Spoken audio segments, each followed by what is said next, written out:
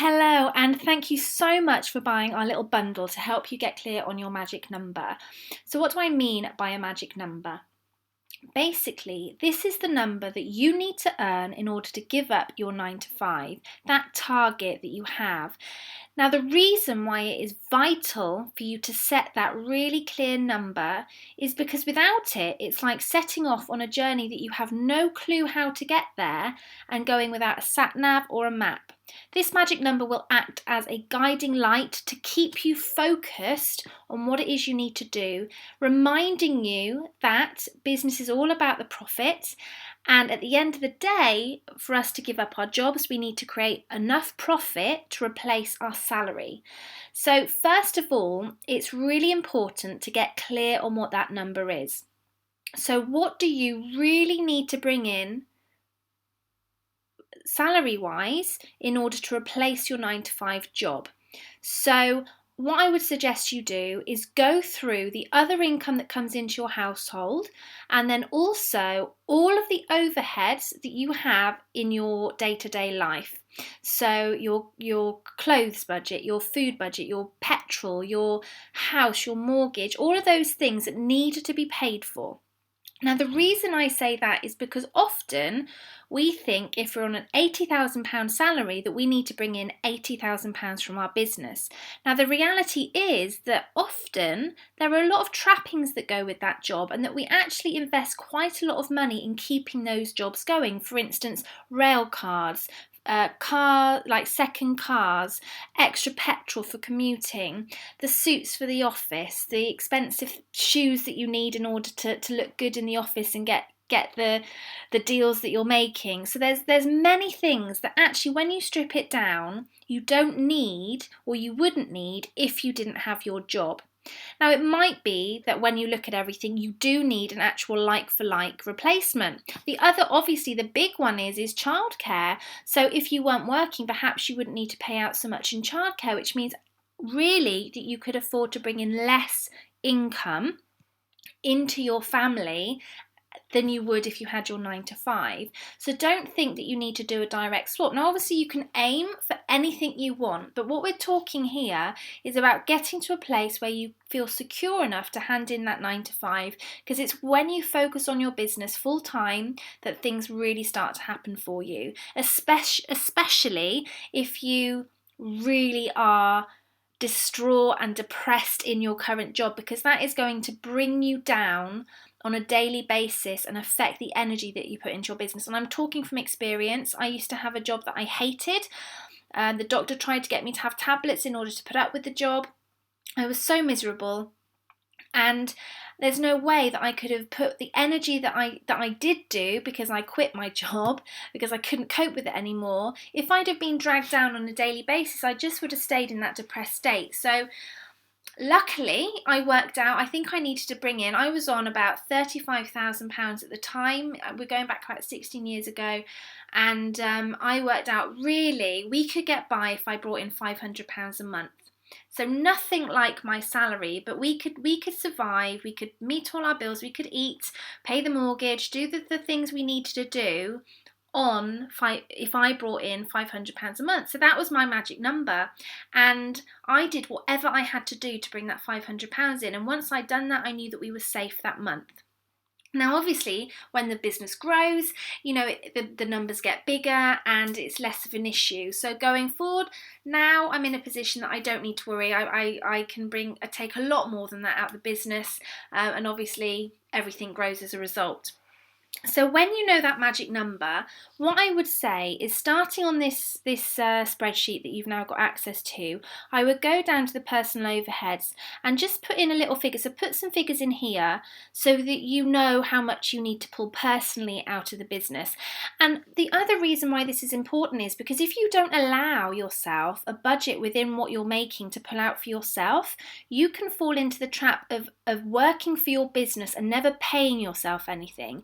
Now, that can become very demoralising and really start to hamper your results, because you feel that you end up working for free and you start to resent your business. So it's really important to be pulling money out of the business from very early on, even if it's a tiny amount like I did. I brought out of my business £500 a month from the first month because I had to. So there's definitely something to be said for putting yourself in that position. So yeah, what I would do is work out here. So this is the amount that you absolutely have to make profit every month in order to meet your commitments at home so that you and your family are safe, okay? So on this calculator, any of the yellow boxes are the boxes that you will need to fill in.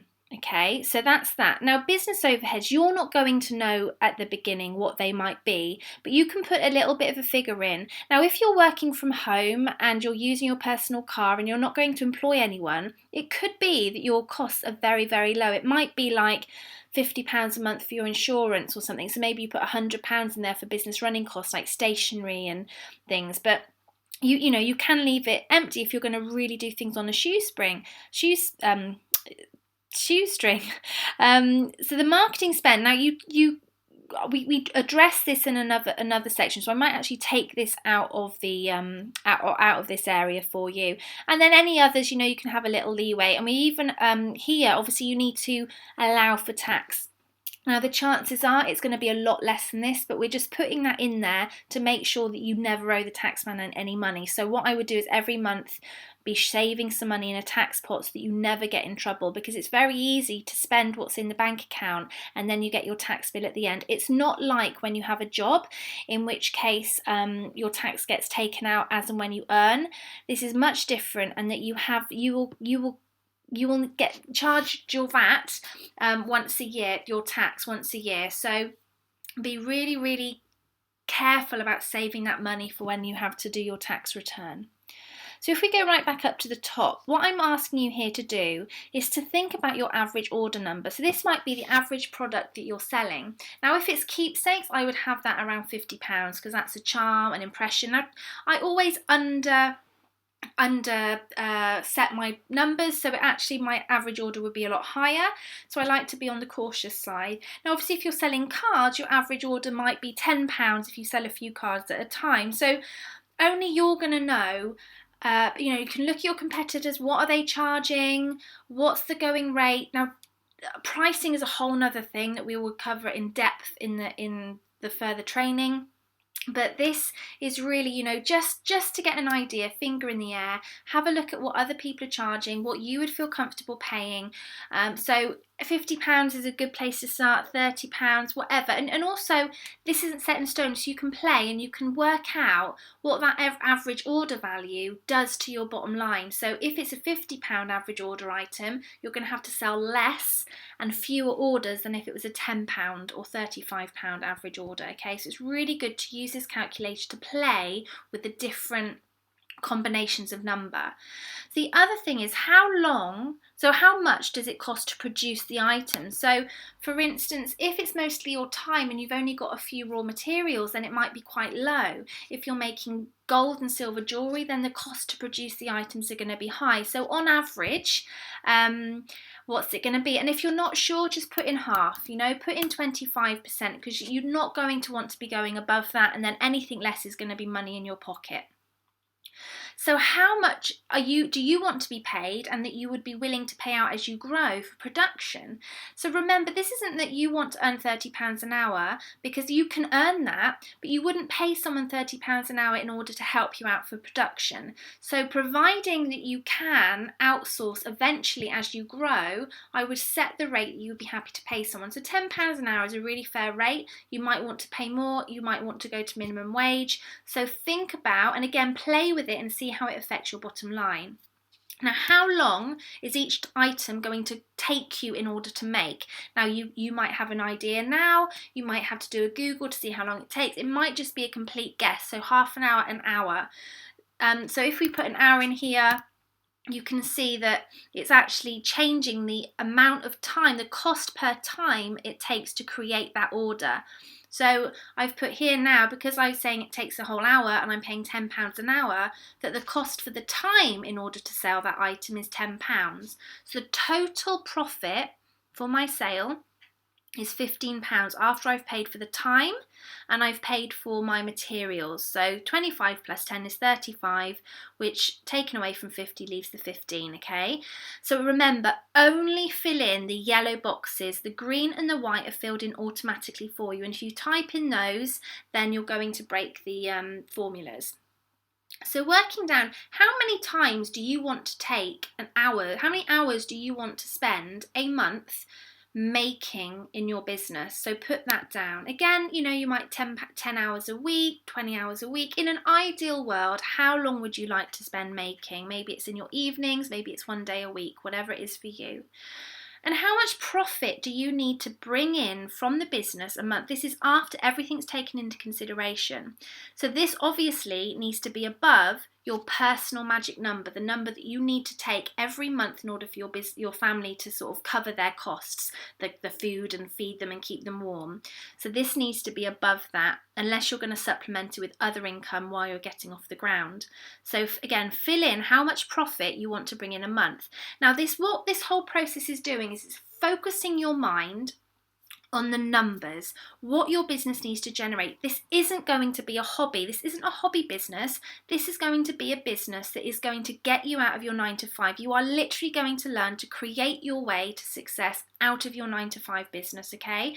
So you need to set this at a realistic number. If you're used to if you're used to bringing in a few £1,000s a month, set this at the lower end, and then you've got 3 columns. So maybe at year 1, it might be like me, you had to bring in £500 a month in order to cover mortgage and food, but next year you want to be bringing in 2,000, and then as long as you fill in the numbers, you can see how it's going to grow, because you're not going to start at the end. You don't start at the end place, you start where you are and then you work up towards where you want to go.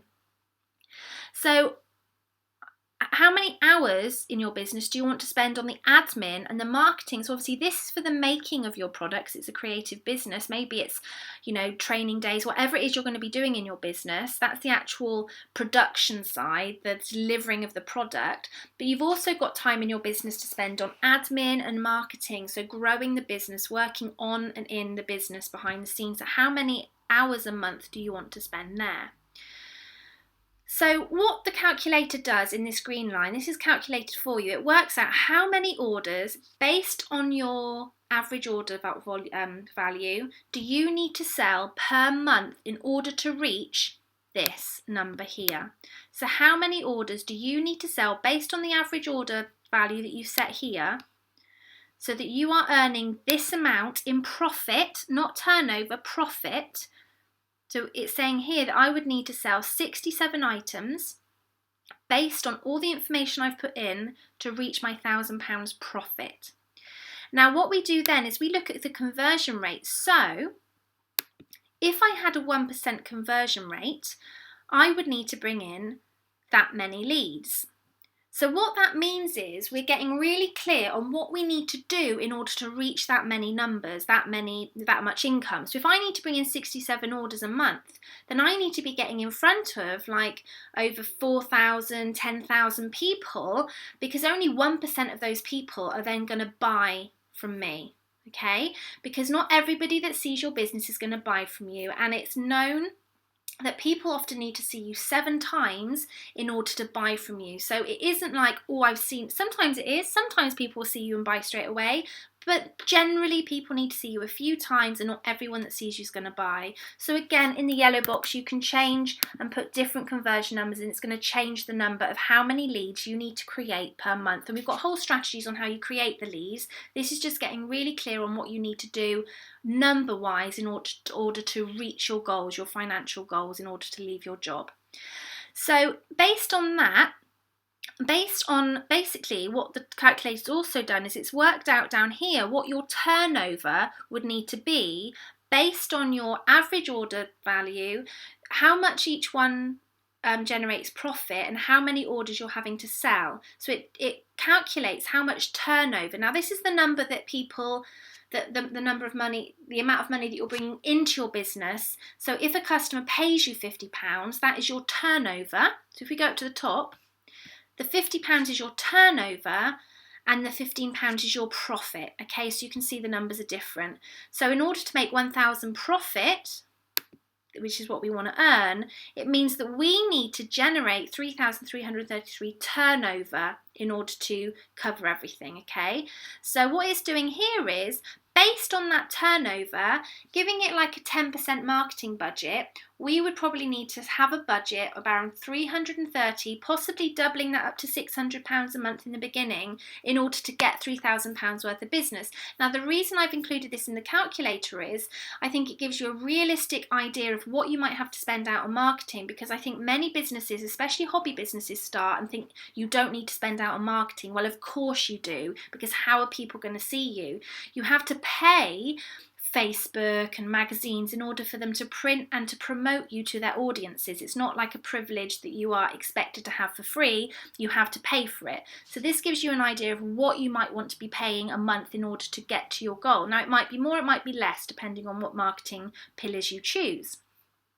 Now, the cost to acquire a lead, then we work out, well, we need that many leads and we're going to spend that. So I can spend 75p on getting every lead that I'm attracting, okay? And then it means that I can pay £5 based on that for every sale. So I can spend £5 to acquire every customer that I have.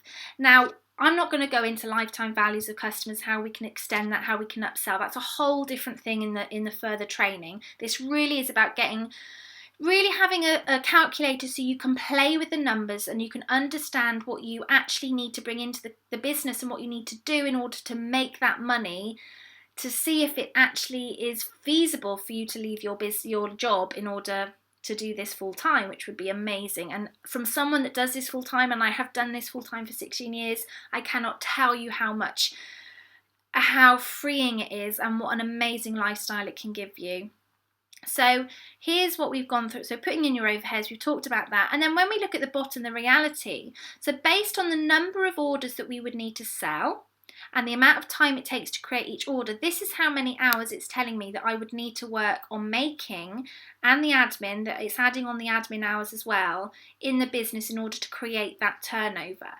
Now, what I can do here is, if I've got enough profit in the business, it may be that I can outsource some of those hours to a PA, a VA, a PA, someone to come in and do some sanding, some finishing of my products. So that is that. So it's showing you the target turnover I would need to earn, and it's showing me the profit that I would make in my business after I've spent out on my cost of making, the materials, and anything that I've put in here for the business expenses. So you can see, after I've taken out all of my business expenses and also my amount that I need to take out of my business in order for my family to remain homed and fed, which is £7, I'm still making a profit. So just looking at this, so if as we were starting, the average order was £50, then I would be looking at making a bottom line profit even after I've paid myself £756. So what that's telling you is that your idea is feasible, as long as you're happy that you're going to work these hours and that you have a plan in order to get the amount of leads it's telling you that you need, and that you have systems in place to convert the leads. Obviously, that's a whole nother load of training, but it's showing you that it is possible. So obviously, if this number was like 500 and you were having to work 500 hours a week in order to create the income that you need, then you would go back and say, well, okay, the numbers somewhere need to change. Or perhaps you want to sort of, make more money. So what you would do is you would just go back and just, again, only touch the yellow boxes, but you can go back and play. So you can say, well, what if my average order went up to £60? Okay, so if I could just get everyone to spend an extra £60 while keeping everything the same, how is that going to affect me? So instead of charging £50 for a charm, you could charge £60 for a charm, for instance, if you're making jewellery. So what that means is I'm still looking to take £1,000 out of the business in profit, but you can see that the number of orders that I need to sell has gone down to 40. So if we put down 50, I was going to have to make 67 orders if I'm going to charge £50 for it. But if I'm going to charge £60, then I only need to make 40 orders. So you can see what a difference that makes. And then it follows all the way through. So if we go down to the profit, actually instead of having to turn over, I think it was £3,300, all I have to do is turn over £2,400, but I still make the same amount of profit at the end of the day. And because I've got less turnover, then obviously I've got less profit because I'm making less sales. But I'm only having to work 50 hours instead of whatever it was, 67 before. I'm having to make less sales, which means my marketing spend. So you can just start to play with the numbers and find out what magic number you're going to aim for and what that's going to look like. So how many leads, how many customers will you need to do to make that happen for yourself? And so I would just spend a bit of time playing with the variables, seeing what it looks like, what it's going to mean for you, and then really picking that number that you're going to aim for. So I'd aim for an actual turnover value. It's as much as, so I wouldn't focus on the profit. So whilst here we've set our profit per month, I'd be looking at this number, the turnover. So for you to pull out that £1,000 a month, that you need to turn over £2,400. And that's much easier. So you break it down into the 50 orders of £60 each, and you would then maybe have a tally chart or something. You'd really focus on getting those orders in and creating a plan around it. So that, like I say, that's the whole nother step. This is more sort of getting really clear on the magic number so that we really understand what you're trying to do. So if you're just working within a term, so like I now work in term time. Instead of doing it for a month, you could work in term, or if you're around Christmas and you're trying to plan out your Christmas activity, you could use all of the figures. It doesn't have to be by month, you could do it by week, you could do it by season, you could do it by year. But you can really make this your own, really have a play and see what, by just putting your prices up slightly, what that means to your bottom line.